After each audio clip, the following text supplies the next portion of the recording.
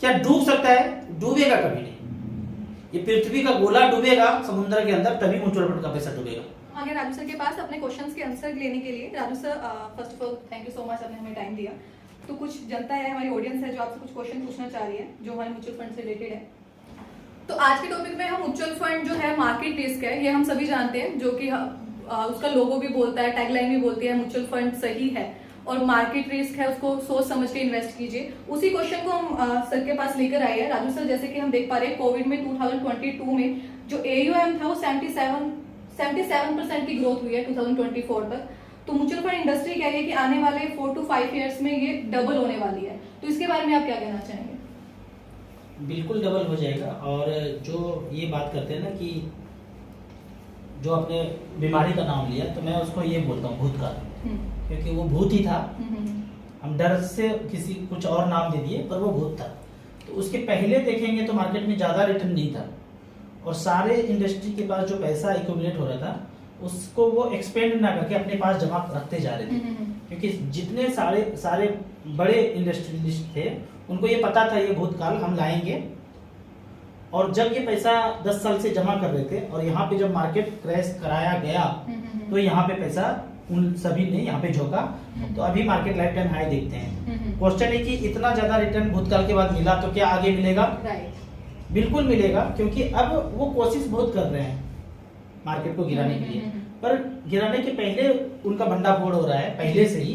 करोड़ों लोग अब उनको देख रहे हैं, तो कितना भी तरह का चालबाजी चल रहा है पर वो कामयाब नहीं हो पा रहा है। थर्ड वेव कहा, फोर्थ वेव कहा, रसिया यूक्रेन, अभी इजराइल हमास, ये सब कुछ धीरे धीरे करके बाहर निकलता जा रहा है। तो आगे मुझे पीछे जितना रिटर्न मिला है उससे ज्यादा रिटर्न मिलने का संभावना मुझे दिखता है। क्योंकि और सर मेरा नेक्स्ट क्वेश्चन ये है, मेरे कस्टमर पूछ रहे हैं कि म्यूचुअल फंड में पैसा इन्वेस्ट करना चाहता हूँ, मेरे पास आज की डेट में 25 लाख रुपीज है, तो क्या मुझे लमसम इन्वेस्ट करना चाहिए या SIP के थ्रू? किसके अकॉर्डिंग मुझे इन्वेस्ट करना चाहिए? ये क्वेश्चन जो है ना हमेशा आता है कि वन टाइम कर दूं या SIP कर दूं। जी। तो ये वन टाइम का यहाँ पे डाटा है, सिंस इंसेप्शन हमने लिया है, और मिड कैप कैटेगरी इसलिए लिया है कि मिड कैप कैटेगरी काफी समय से चल रहा है। Right sir. तो यहाँ पे अगर 10 लाख रुपया एक डाटा है, 10 लाख रुपया उसमें बहुत ज्यादा होता था, लेकिन जो डाटा 1 लाख भी चेंज कर सकते हैं इसको। निप्पॉन इंडिया ग्रोथ फंड 95 से शुरू हुआ था, या फ्रैंकलिन इंडिया प्राइमा 93 से शुरू हुआ था। तभी ने किसी ने वन टाइम पैसा 10 लाख रखा, तो आज उसके पैसे का वैल्यू 33 करोड़ है, और एक जगह फ्रैंकलिन में 21 करोड़ है। 19% का रिटर्न, 22% का रिटर्न, और नीचे आएंगे 24%, 21%, 19%। हाँ, 21 करोड़ हुआ है। कितने साल में बताया सर आपने? ये 93 से लेके अब तक का ओके, 10 लाख की वैल्यू 31 ईयर्स हो गए। 31 ईयर्स में 21 करोड़ पढ़ते हैं ना, देखते हैं यहाँ पे इकाई, दहाई, सैकड़ा, हजार, 10 लाख, 10 लाख करोड़, 10 करोड़, 21 करोड़ हो गए 19% के रेट से। 19% की रिटर्न, 19% सालाना 21 साल से ये कंपाउंडिंग करता रहा। तो ये पैसा फ्रैंकलिन ने बनाया है, जबकि निप्पॉन इंडिया ग्रोथ फंड जो मेरा पहला फंड मेरा भी हुआ करता था, अभी भी है, ये 95 से शुरू हुआ है और इसने 33 करोड़ रुपए बनाया है। अगर मैं अपने फंड का बात करूं यहाँ पे, तो यहाँ पे निप्पॉन इंडिया ग्रोथ फंड में 3-3 हजार का SIP चल रहा है। 8,44,000 जमा किया हूँ और वैल्यू है 37,47,000। यहाँ पे मुझे 20% का रिटर्न मिला है। आपके अकॉर्डिंग मेरे पास लमसम पैसा इकट्ठा है, अगर मैं किसी एक फंड में डाल देता हूँ उसको AUM सारा चेक करके, तो मैं अपने आने वाले टाइम में अपना करोड़ों रुपए जमा कर सकता हूँ? टाइम लगेगा, वो तो जरूर जाएगा, टाइम कितना लगेगा ये पता नहीं, लेकिन हाँ 15% कैलकुलेट कीजिए, उतने समय में हो जाता है। 15 से ऊपर भी मिल सकता है, थोड़ा बहुत कम होगा तो टाइम और ज्यादा लगाना पड़ेगा। ये तो हुआ वन टाइम का बात। अब मैं SIP का लेता हूँ कि SIP अच्छा कि वन टाइम अच्छा। जी। मेरे समझ से जो मैं जितना कैलकुलेट किया हूँ जानता हूँ, दोनों ही एक समान रिटर्न मिलता है, चाहे आप वन टाइम कीजिए चाहे SIP कीजिए। उदाहरण के तौर पे देख लेते हैं, यहाँ पे हमने मिड कैप लिखा है सिंस इंसेप्शन 5 रुपए पर मंथ का SIP।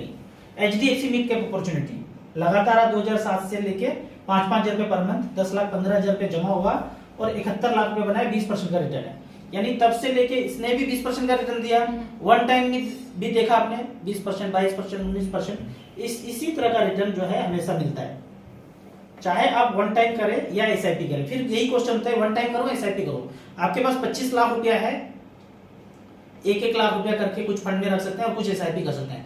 एक ही बार 25 लाख लगाना है, पहले से म्यूचुअल फंड चल रहा है, 5-5 लाख रुपया करके 5 फंड में लगा सकते हैं, वन टाइम लगा सकते हैं। फिर फर्दर जो पैसा आपको आ रहा है 5-5 हजार का, उसी में SIP कर सकते हैं। पर एक ही क्वेश्चन है कि 25 लाख है, वन टाइम लगाना है और कुछ नहीं करना है, आगे भी नहीं करना है। तो 5-5 लाख रुपए लगा करके 5 फंड में, मिड कैप स्मॉल कैप में लगा करके आप छोड़ दीजिए। कम से कम समय 15 साल होना चाहिए। जैसे वन टाइम का यहाँ पे मैंने उदाहरण लेता हूँ कि 25 लाख रुपए आपके पास है, यहाँ पे हमने 25 सेलेक्ट कर लिया। स्टार एसआईपी में जाके ये सिलेक्शन कर सकते हैं। 25 लाख रुपए लिख दिया और इसको लगा के हमने 15 साल छोड़ दिए। तो पीछे क्या हुआ है पहले ये देख सकते हैं। 15 साल सेलेक्ट कर लिए, यहाँ पे कितना रिटर्न पीछे मिला है, इतना ही मिलेगा, आगे कोई नहीं जानता है। इससे ज्यादा भी हो सकता है, इससे थोड़ा कम भी हो सकता है। क्या डूब सकता है? डूबेगा कभी नहीं। ये पृथ्वी का गोला डूबेगा समुद्र के अंदर, तभी म्यूचुअल फंड का पैसा डूबेगा। तब ना आप होंगे ना हम होंगे, ना ये कैमरा मैन होंगे, ना यहाँ से कोई नहीं होगा उस समय, तभी डूब सकता है। इसीलिए मैं कॉन्फिडेंट हूँ, जिंदगी का सारा पैसा मेरा म्यूचुअल फंड में है। डूबेगा तो हम सब डूबेंगे, तैरेंगे तो सब हम सब तैरेंगे। तो 25 लाख रुपए वन टाइम लगाया 15 साल पहले। HDFC मिड कैप अपॉर्चुनिटी ने बनाया है 25 लाख का वन टाइम का।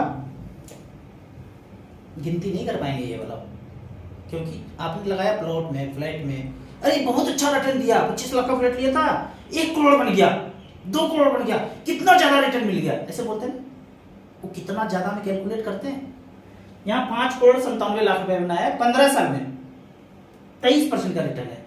मैथमेटिक्स में आंसर है 23%। आपने जो बोलते हैं ना 1 करोड़ बन गया, 2 करोड़ बन गया, वो रिटर्न निकालेंगे तो आएगा 14%, 15%, ऐसे आएगा। तो इसने ये बनाया। दूसरा फंड है एडलवाइस मिड कैप। 25 लाख रुपए वन टाइम का प्लॉट फ्लैट यहाँ पे खरीद के छोड़ दिया। कब? 2009 में। पैसा बनाया 5 करोड़ 62 लाख। तो थोड़ा थोड़ा म्यूचुअल फंड के बारे में सोचना। क्या जिंदगी का सारा पैसा यहीं झोंक दो? बिल्कुल नहीं। आपने 3-4 फ्लैट ले लिया, प्लॉट ले लिया, सब कुछ कर लिया। अब स्टैंड बाय एक 25 लाख रुपए यहाँ भी झोंक के देख लेते हैं। फंड कौन सा है? तो फंड आप मिड कैप में देख सकते हैं। HDFC mid cap, Edelweiss mid cap, Invesco India mid cap, UTI mid cap, या स्मॉल कैप कैटेगरी में। स्मॉल कैप कैटेगरी में आ जाइए और मैं बोलता हूँ बैंक वाला small cap, SBI small cap, HDFC small cap, ICC small cap, Kotak small cap, Nippon small cap भी अच्छा है। बैंक वाला में पहले जाइए आप, थोड़ा सेफ लगता है सुनने में। बैंक के उसी अकाउंट में पैसा भी है, वहीं से चला भी गया। तो इस तरह से आप कर सकते हैं। अगला क्वेश्चन क्या है सर? इसी के ऊपर एक कस्टमर का हमारे पास कमेंट आया। वो कह रहे हैं, राम राम राजू जी, मुझे वाइफ के नाम पर 50 लाख, सन के नाम से 25 लाख इन्वेस्ट करने हैं और लमसम, प्लीज मुझे एडवाइस कीजिए मिनिमम के लिए म्यूचुअल फंड कौन सा सही रहेगा। नाम है अलागर जी। 5 लाख रुपए वन टाइम करना है। पहले तो इसको कैलकुलेट करना है खुद बैठ के। 25 लाख 25 लाख रुपया तो मैडम के साथ बैठ के चर्चा करना है। और बच्चे अगर 10th 12th में हैं तो उन 25 लाख में, हाँ जी, 25 लाख रुपए लिखिए। 25 पे 5 जीरो दीजिए, 1 2 3 4 5। और 20 साल के लिए अगर छोड़ते हैं इस पैसे को 15% के रेट से, ये 25 लाख रुपया 4 करोड़ रुपया बनता है। ये कैलकुलेट करना है खुद से। फंड में बताऊंगा कौन सा। अगर ये 12% का भी रिटर्न दे तो वो 25 लाख रुपया बनाता है 2 करोड़ 41 लाख रुपया। जब तक आप कैलकुलेट नहीं कर करेंगे, यकीन मानिए आप बोलेंगे तो जरूर, पर म्यूचुअल फंड कर नहीं पाएंगे। अगर ये हम ना करें म्यूचुअल फंड, 6-7% का return bank, post office, Sukanya योजना, यूलिप, ये सब में मिले तो 25 लाख का 96 लाख रुपए बनता है। तो इस तरह से कैलकुलेट करेंगे। अब क्वेश्चन है कि कौन से फंड में करूं। 25 लाख रुपए आपके पास है, 5-5 लाख रुपए करके 5 फंड में लगा देंगे। कौन कौन सा फंड हो सकता है? ये स्टार एसआईपी का घूम करके आ गए यहाँ पे। 5 लाख रुपए यहाँ पे सिलेक्ट कर लेते हैं और 5-5 करके 5 फंड बता देते हैं। लगा के छोड़ देंगे लंबे समय के लिए। कितना लंबा समय? उतना लंबा समय जो बोलते हैं अरे इस प्लॉट का मुझे क्या करना है, ये तो हमारे बच्चे के लिए, ऐसे बोलते हैं ना, क्या करना है, लेके छोड़ दिया। ऐसे म्यूचुअल फंड लेके छोड़ देंगे, फिर देखिए मजा। हमने जो पैसा म्यूचुअल फंड में लगाया वो लगा के छोड़ा, तब जाके 1-1.5 करोड़ रुपया बन गया। हम बीच बीच में निकालते रहते, करते रहते तो नहीं बनता। तो यहाँ पे 5-5 लाख रुपया किया। निप्पॉन इंडिया स्मॉल कैप ने कितना बनाया है? 5 लाख का। पिछले 10 साल का बात है, 52 लाख बनाया, 26% सालाना रिटर्न। पहला फंड ये चुन लीजिए, SBI स्मॉल कैप चुन लीजिए, DSP स्मॉल कैप चुन लीजिए, axis small cap, Kotak small cap. इस तरह से कोटक स्मॉल कैप का देखते हैं। वन टाइम 5 लाख लगाया, 10 साल पहले 35 लाख बनाया है। कुछ फंड में वन टाइम इन्वेस्टमेंट नहीं होता है, तो आपको मैक्सिमम अमाउंट में SIP कर देना है। और फिर जो जो वन टाइम एक्सेप्ट करता है वन टाइम उस म्यूचुअल फंड में कर देंगे। स्मॉल कैप कैटेगरी है। एक फंड और बेहतरीन है, SBI 250 इंडेक्स फंड। हमेशा बोलता हूं उसमें भी जरूर लगाइए, बराबर बराबर करके 4-5 फंड में पैसा लगा दीजिए। कुछ और वीडियो देखिए, कुछ और रिसर्च कीजिए, कैलकुलेट कीजिए, ये कैलकुलेटर में है वन टाइम SIP, ये कैलकुलेटर, इसको आप अध्ययन करेंगे 1 सप्ताह, 4 से 5 दिन भी करेंगे, आपको सारा खोपड़ी में आ जाएगा। कुछ ना कुछ कर ही रहे हैं, मोबाइल में कुछ ना कुछ देख ही रहे होंगे, यही देख के यही कैलकुलेट कर लीजिए। हमारे पास पैसा इसलिए है क्योंकि हमने ये 14-15 साल पहले कैलकुलेट किया था। नहीं करते तो हम भी आज 80 की स्पीड में गाड़ी चला रहे होते और दिनचर्या में लगे होते। कुछ काम नहीं है, क्योंकि पैसा हो गया है तो बैठ के एंजॉय कर रहे हैं लाइफ को। आप भी कर सकते हैं। इसके लिए खोपड़ी लगा के पहले कैलकुलेट करना पड़ेगा। अपनी मेहनत को, पैसे को सही डायरेक्शन में इन्वेस्ट कीजिए और टारगेट रखिए पहला 1 करोड़। जिस दिन पहला 1 करोड़ हो जाएगा, खोपड़ी का ब्लूटूथ ऑन हो जाएगा कि करना क्या है। सोच के नहीं समझ में आएगा, उस समय गाइड करेंगे कि करना क्या है जिंदगी में। पैसे का पहाड़ नहीं बनाना है, उसको हम वापस लेके अपनी जिंदगी में एंजॉय भी करेंगे। जब जिस दिन 1 करोड़ हो जाएगा, 60,000 रुपये पर मंथ पेंशन ले सकते हैं। बोलते हैं ना मेरे को सरकारी नौकरी नहीं है, उसको तो पेंशन मिलता है, हमें भी मिलेगा, हमें भी मिलता है पेंशन के तौर पे।